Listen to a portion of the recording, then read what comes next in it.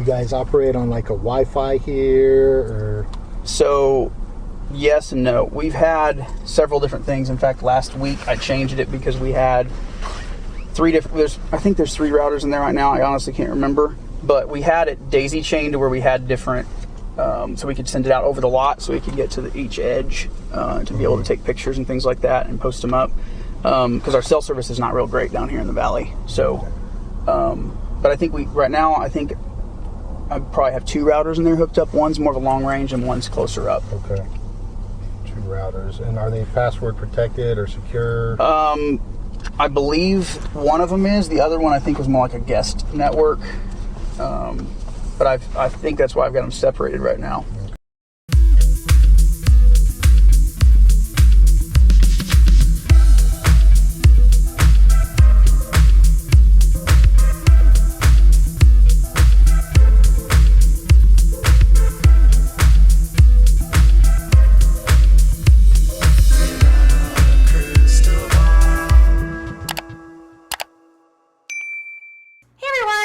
From Without a Crystal Ball. Welcome back to my channel. I hope you're having a wonderful day. It's Wednesday, January 26th.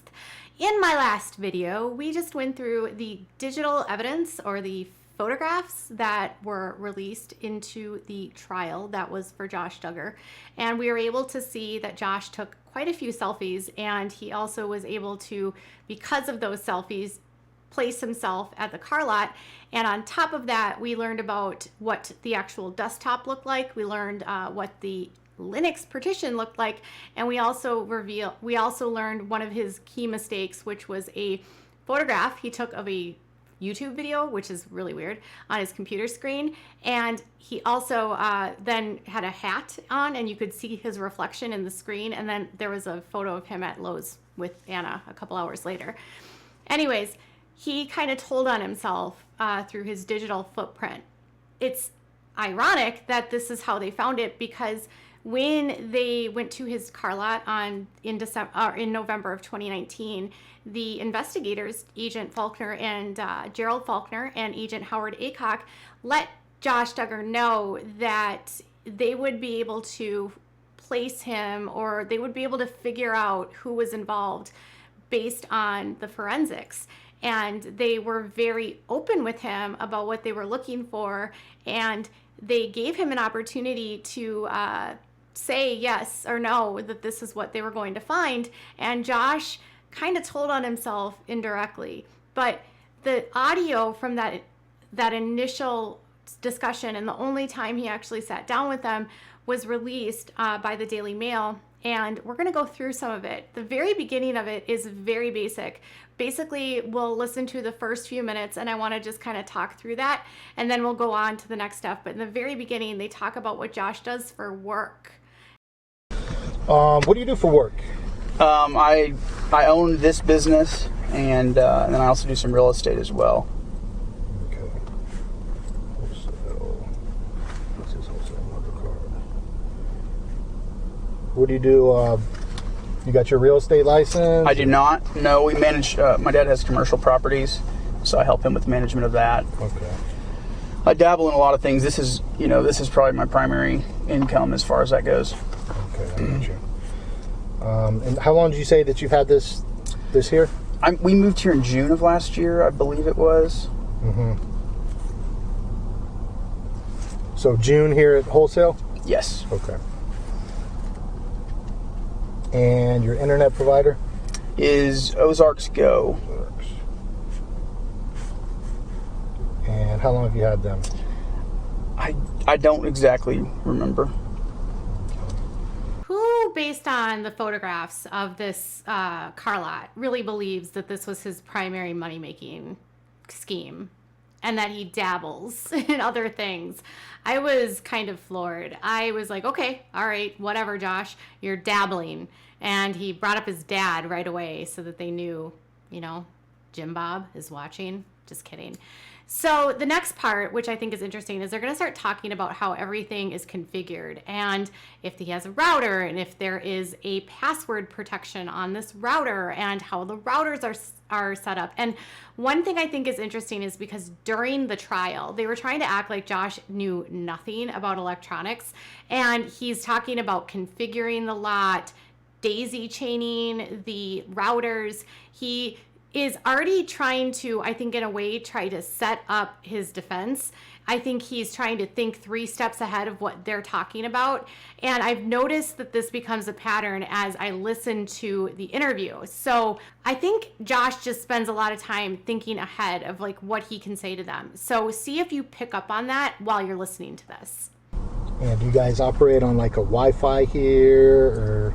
So yes and no. We've had several different things. In fact, last week I changed it because we had 3 different, I think there's 3 routers in there right now. I honestly can't remember. But we had it daisy chained to where we had different, so we could send it out over the lot so we could get to each edge to be able to take pictures and things like that and post them up. Because our cell service is not real great down here in the valley. So, but I think right now, I think I probably have 2 routers in there hooked up. One's more of a long range and one's closer up. Okay. 2 routers. And are they password protected or secure? I believe one of them is. The other one I think was more like a guest network. But I think that's why I've got them separated right now. Okay. And yet last week I changed the configuration on the router because the one was open. The one that said the main one up where actually the modem comes in. Uh-huh. Okay. Okay. And you said you didn't have very good cell service here, huh? Well, depending on the provider, who do you have for your cell phone? AT&T and Verizon. Well, I have Verizon, but we've had both. That's on your personal phone? Or? Yes, on my personal phone. Okay. And you said AT&T on another one, or? I don't have any. I used to, Okay. but AT&T is I know there's, and then Sprint we can't really get any signal here for them. Okay. How long have you had Verizon? I don't know. I don't recall. What I noticed about Josh is like he starts talking and I think he doesn't even pay attention to what it is that he is saying, because at the beginning he says, I think I have 3 routers in there, and then he says, no, I think I have 2 within the span of like less than a minute. His number of routers that he said he had was 3, and then it was 2. And he's explaining how he has to have the routers set up around the car lot so that they can take photos of the car lot and post them online. That seems really a bizarre way to do your business, but again, I don't really know. So he's got this complex way that he is setting up the Wi-Fi for the car lot. And then he's talking about the passwords, and initially says that they're password protected, but then is trying to like backtrack it and be like, no, I think they're open. It's like, I think he realized, oh, I said they were password protected, so now I need to come up with a new lie that it's open, and I had to reconfigure it, so I had to add a password, or it's a guest network. So it changes from it's a guest network to not a password to, oh, it was open with no password in literally a minute. These agents know exactly what questions to ask and what to pay attention to. I just thought it was interesting about how it changed so quickly to, we have a password, we don't have a password, it was guest opened, it was not guest opened, we have 1 router, 2 routers, 3 routers. Now we're gonna go into electronics, and he's gonna act almost ignorant, which seems kind of bizarre to me. But again, this is Josh, and I'm actually shocked at how much he's saying to these people. How about in your residence, electronics there? Electronics? What do you mean by that? Like computers, phones, other phones, anything like that? I mean, my wife has a phone, but not any more that I possess. Okay. I mean, I have in the past, and I've recently upgraded my phone. So, I mean, as far as that goes, I don't want to. All right. So he's like, electronics? What's that? Really, Josh? But then he says his wife has a phone. And then I thought it was really funny. Like, I think he almost told on himself, because he couldn't even stop talking, because he's like, do you have another phone? And he's like, no. Well, I mean, I recently upgraded my phone, but I don't want to, like, almost like he knew I don't want to give you that phone, or I don't want to show you that phone. But he stopped himself, and that phone they never found, but they found the backup of what was on that phone on his laptop. So he probably knew what was on the phone and how that might be able to tie him to the car lot.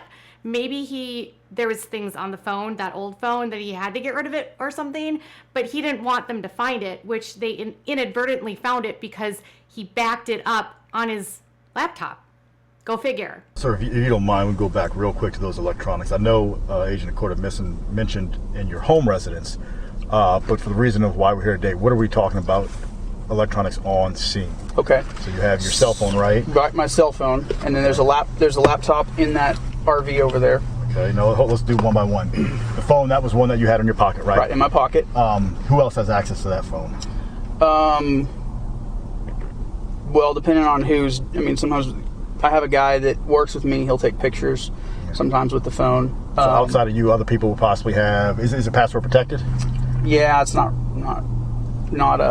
very secure. I mean, everybody knows it. Okay. My kids use it quite a bit. My wife, mostly family and Gotcha. friends. Is it It's a not swipe like I would hand it around. passcode, or is it a PIN numeric? It's a PIN. What is the PIN number for it? Am I required to give that to you? You're not. Okay, I'd rather not. Okay. Yeah.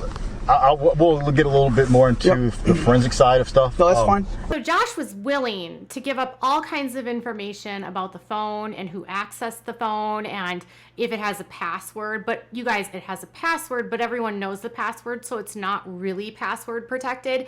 Is this starting to sound familiar to what his defense was about how everyone knew his passwords and everyone had access to his phone and everyone knew how to do everything? Now, it's interesting. They didn't find anything on his phone, so he didn't really have to lie there. But then when he had the opportunity to actually help them in the investigation to clear himself by, say, giving him the PIN so that they could look in the phone, he declined. So he could have cooperated at that point, and he refused. He said, I'd rather not do that. And then he never went on to give them that passcode to get into the phone. So was he cooperating or was he not? If you were innocent and you knew nothing was on your phone, would you give a passcode to an officer that asks for it to look at the phone? I would. You said a laptop. That's the one in the RV, right? Yes. So it is password protected as well. Is that yours? Yes. Who else would have access to that? Same kind of deal. We use it for kids watching movies, browsing online, whatever. Okay. It doesn't get used all that much. But it is password protected? Yes. Just one password or multiple? Well, so it's password protected in the fact that if you log in, I think it'll automatically log you in. Mm-hmm. But if you're, if you go to, it sits idle, it'll lock up sometimes. Okay. I don't know exactly how I have it set. But in terms of ownership, that is your laptop, and in terms of the phone, that is your phone. Yes. Yeah. We noticed inside of the whatever, I don't know which one is your office, but the one over here that has the open sign, that there was another computer in there. Yes, that's an HP. That computer is it's now password protected, but pretty much the guys that work here are the ones that use it. Okay. And so there's different. So there's currently a password on it right now? Yes, there is. Yeah, and the password's written. I have it written around so the guys know. So it's not like it's just mainly to keep somebody from breaking in and accessing files. Oh no, I understand. Right. Whatever. And so, computer in the office, laptop in the RV, your cell phone, and then your coworker's cell phone. Yeah, and then there's also, they reminded me, there's a hard drive probably in the security system, which is up above. Oh, for your surveillance? Right, for surveillance system. But you only use that to recover? It's not active right now. I didn't tell anybody else that, but I'm just saying. Well, I promise. We don't plan on breaking in. No, so I'm just saying it's. We won't give up your secret. How long for your cell phone? How long have you had that?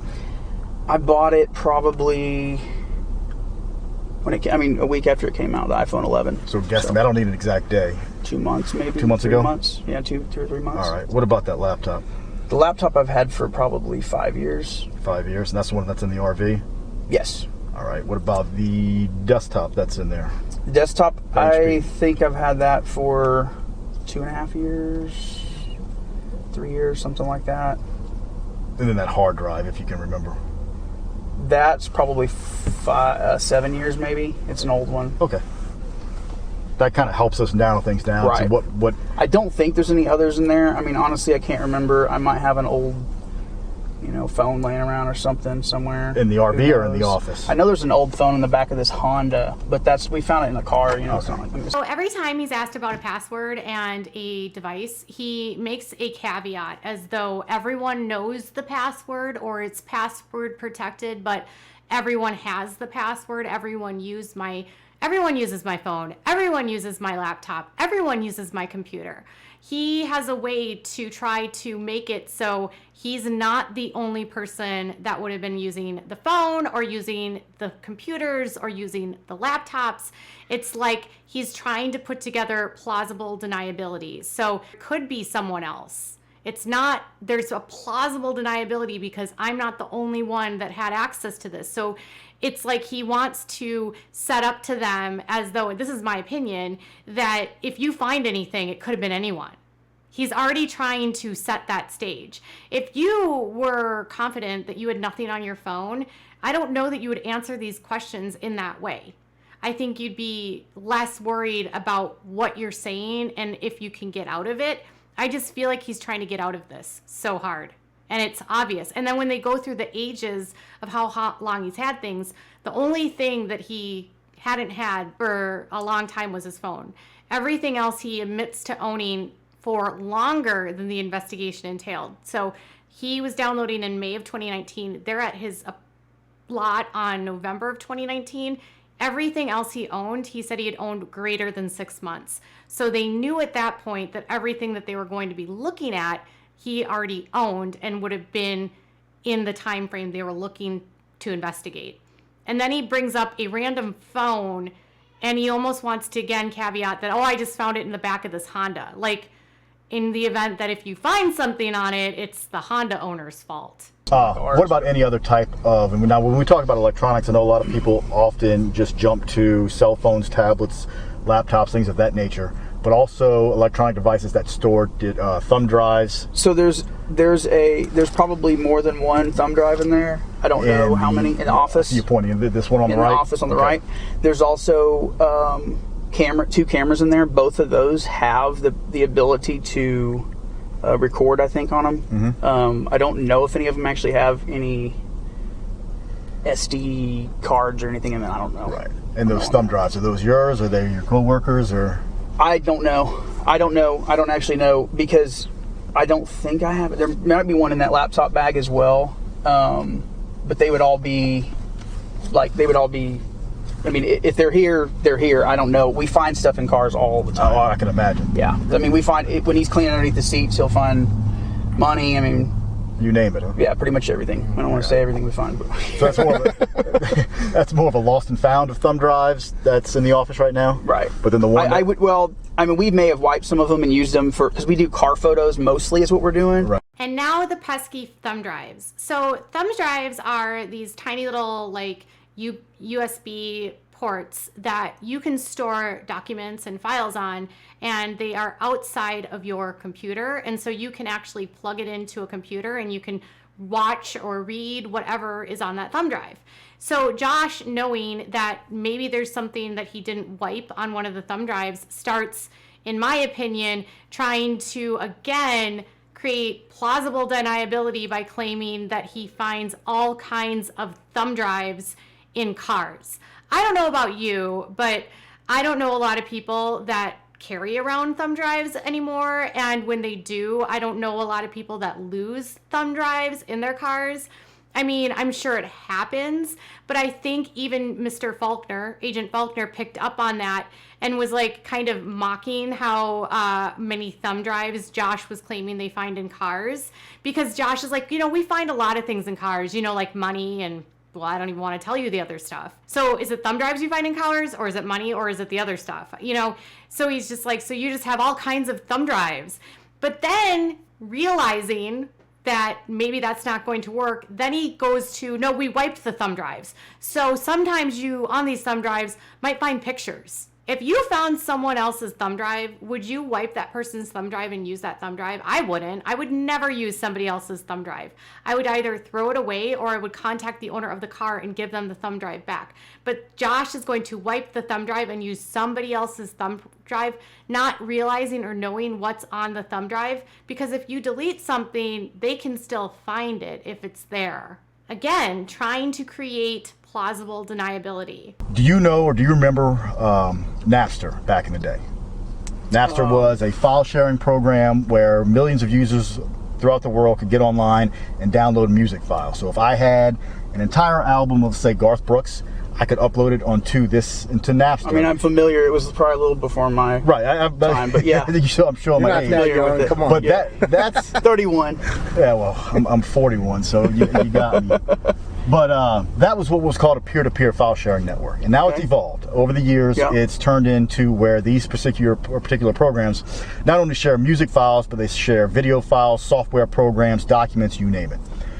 Are you familiar with, or do you know anything about peer-to-peer file sharing networks? I mean, I'm familiar with, I guess you could say. Okay. Have you ever used or do any of these electronics currently on the property have any of those types of software downloaded onto them? Yes. Okay. Which devices are we talking about? Probably all of them. All. So, and I just want to make sure, again, we're not here to put words in your mouth. So when you say all, and I'm thinking, well, okay, I won't want to say all because I'm going to say the laptop, the phone, and the computer in the office. Okay, so laptop in the RV. Yes. Okay. The phone. Your I phone believe, to the best of my knowledge. That's fine. Yeah. Again, I don't know if they actually all have them. we're not here to pin you in a corner on any of your answers. Right. The laptop that's possibly on the laptop in the RV. Right. Possibly on the phone that you had on you, right? Your phone, not Randall's. Right. And then I don't know about Randall's. Well, yeah, we're gonna have a conversation very similar to what we were having with you when we're done. If he wants to talk to us, and then possibly peer-to-peer networks on the HP that's in the. Yes. Okay. So they talk about the peer-to-peer file sharing networks, which Josh Duggar has on his computer, his laptop, and his phone, he claims. And he explains how Napster works. And, you know, it's interesting because Josh is like, oh, yes, I know what that is. And yes, you will find that on all of my devices. Well, wait, yes. It's interesting because coming in the next clip, he's going to change his mind and say that he doesn't know what they are. So he admits that he's going to find it on all of his devices, admits it's on all of these things, and he admits he knows what peer-to-peer file sharing networks are. And mind you, they find it on his partition, and it's on his phone, and I believe the Tor browser is on his phone. So he has it, and now he has to change because he's caught. Oh my God, you guys know that I have this on my phone. I just told you that. Now what do I do? Oh, I need to come up with a new lie. And I guess that's what Agent Acock was kind of getting to. Like a Tor browser or a Tor. We upload stuff for our cars and things like that. I've had a friend of mine that came and set up with file sharing so we could do, you know, more encrypted type stuff. He just said it's safer that way. He got me onto it to be safer. I want to make sure again that we're clear. When you say Tor, my definition. There's kind of a I actually don't know the definition, so I don't really want to. The TOR stands for the Onion Router, which is basically the dark web and the deep web. Okay. I don't know if you've ever heard of the dark web. I mean, I've heard people talk about it. Right, but then there's torrent. So two different things. Okay. Peer-to-peer, that falls into torrent files. So you have peer-to-peer files, which is software that you can download and you can exchange files with users all over the world. Tor, T-O-R, standing for the Onion Router, is the dark web. That's a program that's where you can surf the internet anonymously and get on all these different sites. So do you know? I don't know which. I mean, I don't know. He said Tor, so I don't really know which one. That's fine. I just want to make sure I'm not. When you say Tor, I'm not thinking dark web, and while you're thinking peer-to-peer, or vice versa. No, I don't. So you're saying what? So are you saying what? I guess I'm still confused. In terms of the peer-to-peer, because he said you can download. I don't actually know, so I guess I better not. Not say if I don't understand. And I'm not going to put words in your mouth, but I'm assuming because you said that they have peer-to-peer programs on these devices, that he was talking about torrent files, not TOR. Torrent, T-O-R-R-E-N-T. Oh, I don't know. As opposed to TOR. And there is a difference there. So are you saying that, is your question pertaining to which one? I was just making sure that you and I were on the same page as to what you're talking about. But I don't think you're seeing the difference. I don't see any difference in them, as far as I mean, I don't know. So your friend said that there's potentially on these devices. Well, no. So I have knowledge that there is something that says Tor on there, at least on one of them. Gotcha. And that has been. I'm just saying that was at his recommendation that I use those. And so and I don't know at what point. Let's leave it at that, based on your description of it. And what would you say the usage of the Tor? I don't recall. Okay. Yeah. Is it more for the business or is it personal? And look, I promise you, we're so I can't. We're not here. I can't speak to that because I mean you have my laptop, you have my phone, so it's probably split, down the middle. The office computer, probably the same thing. All right. And I don't want you to think that we're here because somebody's downloading music. We wouldn't. So what are you here for then? That's what we're getting at. Okay, so he knows what is a peer-to-peer file sharing network. Then he says that he doesn't know what a peer-to-peer file sharing network is and that he only knows about Tor. But the only reason you will find Tor on his computer is because his friend told us to use it because it's encrypted and you can share files that way. But then he claims that you can just download files that way. And as Gerald Faulkner is asking him questions about torrent, trying to clarify, wait, do you know what a torrent is? Do you know what Tor is? Because remember, they didn't go there thinking that they were going to find Tor on his computer. Tor was brand new to them. They had no clue that there was Tor involved. They knew that he was using a file sharing network and a peer-to-peer. They didn't know about Tor. Now, mind you, he has both. I showed you his desktop of his partition, and that had both a uTorrent, which is the torrent files, which is the peer-to-peer file sharing network, and it had the Tor browser.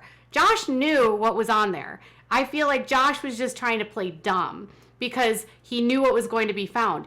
So he wanted to claim that someone told him to do it. So he didn't put it on there because he wanted it on there. His friend told him to do it. But then it's also on his phone. So why is it on your phone and why is it on your computer at work? You're just using it to upload car pictures. But you said you're only doing it for car pictures. So then why is it on your phone at home? And then why are you using it for personal reasons? You just said you were only using it for your business. And then he says, well, so you're using it for professional, right? And he's like, well, no, it's split down the middle. And then he admits that he's using his computer at work for personal reasons too, which again, at trial, they tried to act like he would never use that computer for personal reasons. Like, why would he have done this at work? Because it's a work computer. So in this own interview, he's trying to play stupid, but then he knows that he can't. And then he's giving information away that I think incriminates him. Because I think he knows what's on that computer and he's just trying to, again, find a way to talk himself out of this.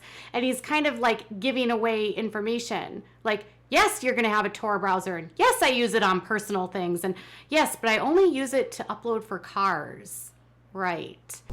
So I'm sorry, go ahead. I mean, is somebody communicating? We do a lot of things with Homeland Security investigation. Part of the other stuff we do is child exploitation. So we kind of work with saving kids, essentially. Yeah. A lot of times we'll find through internet tips that people have, downloaded, stuff like that. And so is that what you're saying? Is that what you're saying is going on? Well, so what we're saying is there is a possibility that there are pieces to this puzzle where we might be able to help save children. Okay? And that's what we're trying to do. Okay. All right.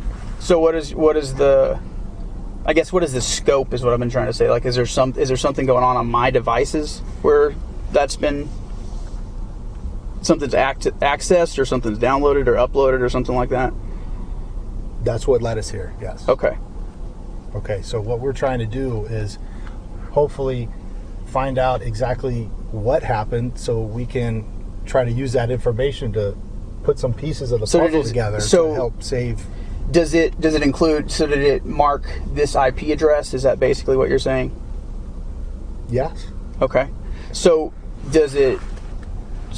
I guess in the scope of your investigation, is there going to be, you'll narrow it down. You'll be able to figure out probably which device or which thing, or at least know if it's any of these devices that are here.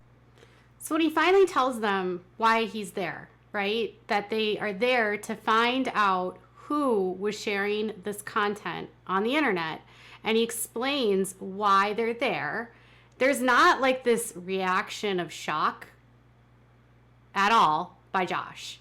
It's really odd to me. He's like, oh, so was something uploaded or downloaded? Not, wait, what? One of my employees could be possibly doing this? Like, put yourself in the position of someone who is innocent and find yourself finding out that they've found someone that's downloaded stuff, and he goes, so they've marked this IP? So again, how would you know that anyone's marking an IP? That's not something I would know. It's like he knows ahead of time the questions to ask. Was it uploading or downloading? Because he wants to know the scope, because uploading is creation. Uploading has its own set of charges. Downloading is another set of charges. It's like he wants to know what they're looking for and what did he get caught for, not shock about what has happened at his lot, in my opinion. Well, that's what you see all these other guys running around doing. There are computer forensic analysts. So like even if something's on a computer that someone might have downloaded and then deleted, they're going to be able to find it. Yeah, they've been doing that. That's what they do. Yep. So, with that being said,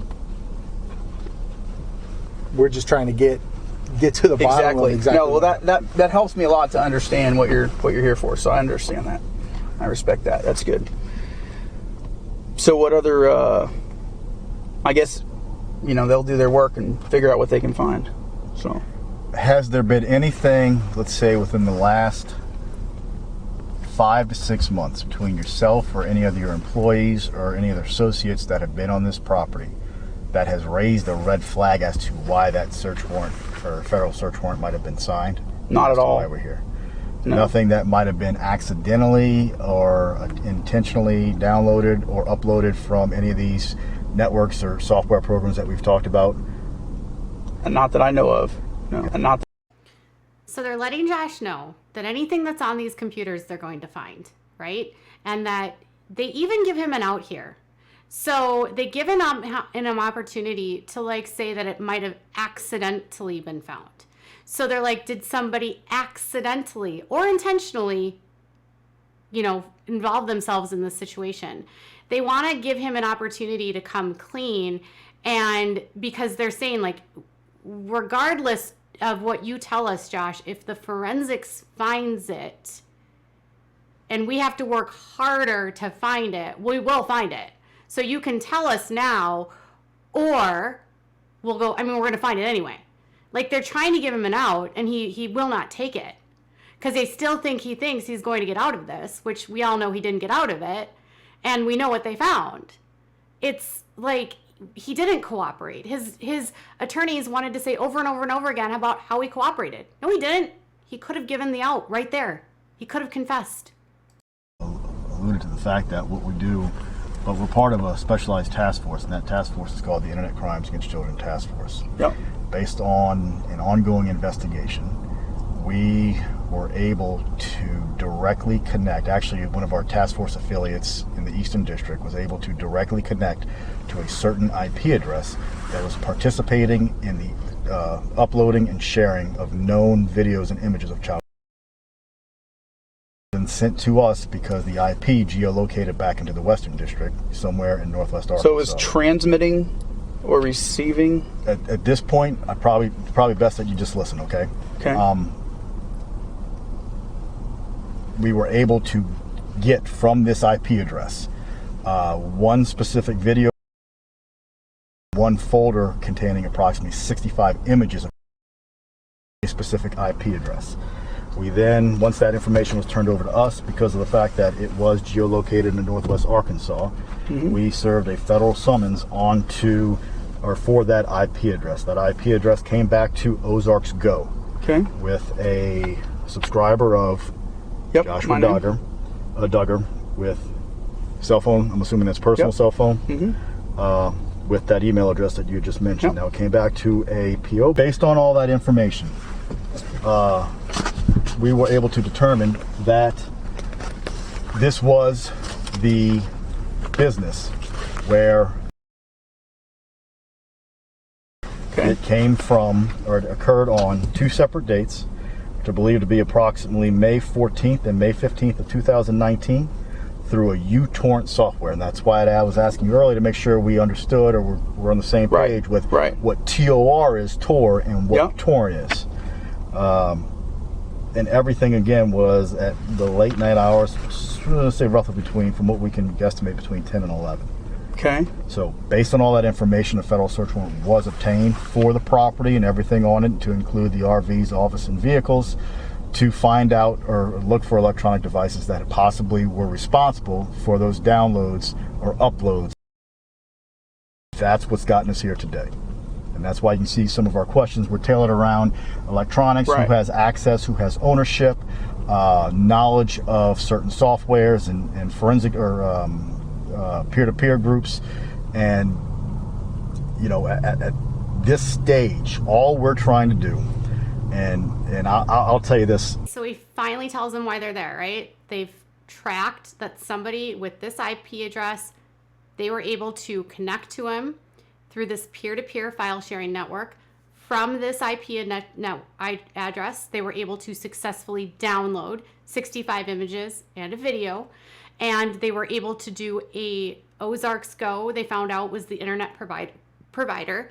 They were able to do a check. I cut out a part of it where he was talking about the addresses and how they had to like figure out the addresses and how the plats were all wrong, because it was just a long diatribe to basically explain that they figured it out, that the internet provider was attached to Josh, that brought them to this place, and this is what they had done, and they're trying to find the people that did this, hold them accountable. And Josh is just very like, okay.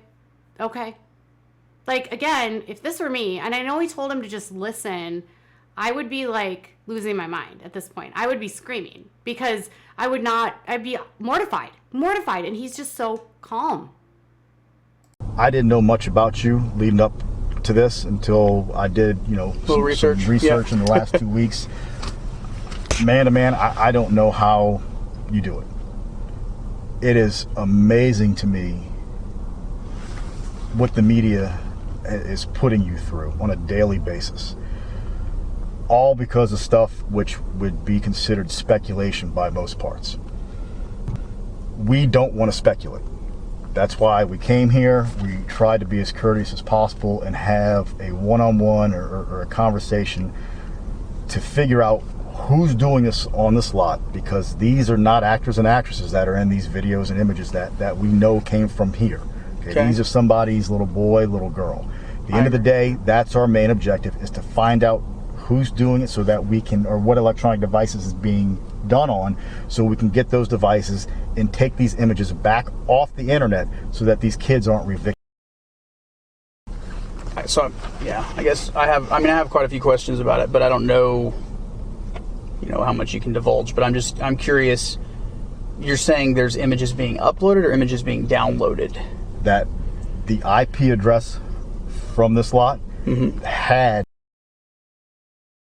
in a peer-to-peer software program, and our task force affiliate was able to download that video and images from the folder of the IP address linked to this. Gotcha. This thing. Well, This was a part for me where I was just like, I couldn't believe his response here. So he's telling him they have found the stuff on this IP address. They have successfully downloaded this stuff on his computer. They're telling him that this is why they've come here. This is what we're looking for. And Josh, again, says, were they uploaded or downloaded? That's like the second time he's asked the same question, because I feel like he needs to know. He wants to know the scope. He wants to know what did you catch me doing?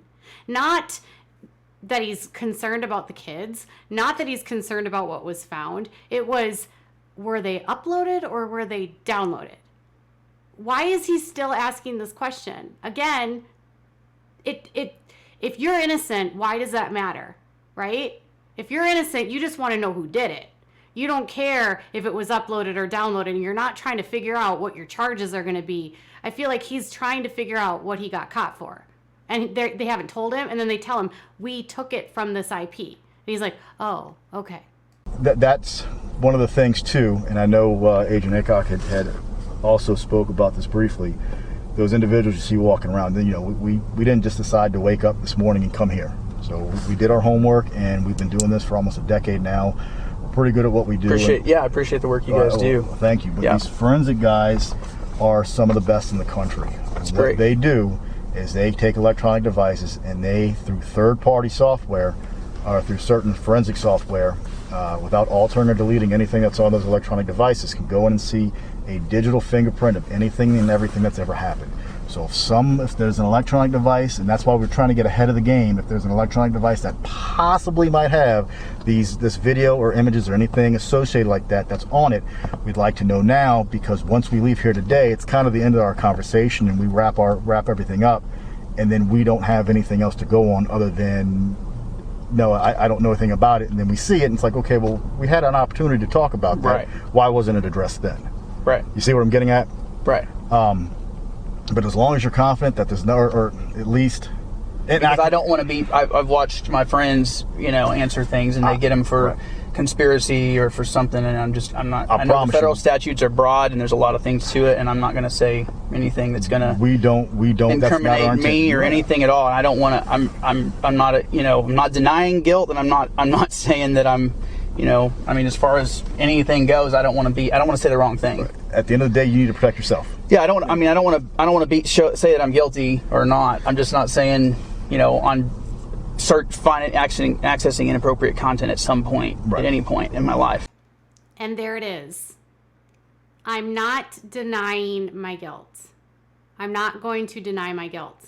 He slipped because he said, like, Agent Faulkner is trying to just be like, listen, again, the second time, if we find this and we leave, and we had an opportunity to clear it up now, and we find it, almost like, I'll give you a chance to confess, I'll give you a chance to get your way out of this, I'll give you an out, and again, he will not take it. And instead, he says, I've had my friends get caught up by saying things, and then federal statutes are broad, and they get caught up in a conspiracy because they've incriminated themselves, and I don't want to incriminate myself, and I'm not going to deny my guilt. I'm not going to deny my guilt. And then he says, I'm not going to say that I'm guilty or not guilty, or that I've never downloaded, accessed, or looked at anything inappropriate at any time in my life. So Josh at this point knew he was caught, I think. But I don't think he knew that he slipped, and I don't think he knew that he realized that he basically confessed there. I'm not denying my guilt. He probably meant to say is, I'm not going to say that I'm guilty because I'm not, or something like that. But I'm not denying my guilt, meaning he knows he's guilty and he knows he's doing it, but he's not going to deny it. If you're innocent, you're going to say you're innocent, right?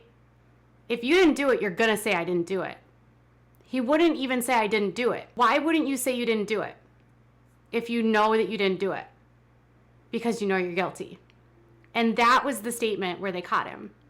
And that was the statement that I think the jurors needed to hear again. And that was the statement that solidified, I think, for a lot of people that he did this. Then you add into the totality of everything that was found in the digital footprints on his phone, on his laptop, on his desktop, on the partition, how all of these different things working together and forensically put together the picture of what Josh did.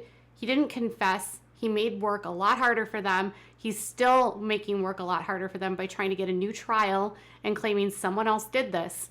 But he did it, and he said it, and he confessed. But he didn't realize he confessed. And that, my friend, is what happens when someone thinks they can talk themselves out of something. When someone tries to talk themselves out of something, I always feel like they stumble over their words and then they expose themselves. And it was that statement that the government felt was their smoking gun. So tell me what your thoughts are about this. Are you as exasperated as I am? Did you think that he was, again, trying to think himself 2 steps ahead? Do you think that he didn't expect to get himself caught up at the end? I heard panic at the end. I heard panic in his voice because I think he knew at that point he was caught. Do you think he meant to confess? Or do you think it was just a slip of the tongue? Tell me in the comments below. Bye, guys.